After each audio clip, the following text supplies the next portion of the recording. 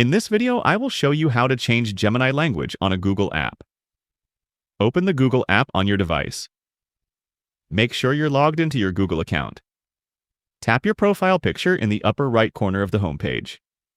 From the drop-down menu, tap on Settings. On the Settings page, scroll down and select Gemini. In the Gemini menu, tap on Language. On the next page, tap the existing language. A list of available languages will appear. Select your desired language from the list. The changes should apply immediately. If not, restart the Google app to make sure the new language is applied. You're done. Gemini will now interact with you in the language you selected. Feel free to reach out if you encounter any issues during the process.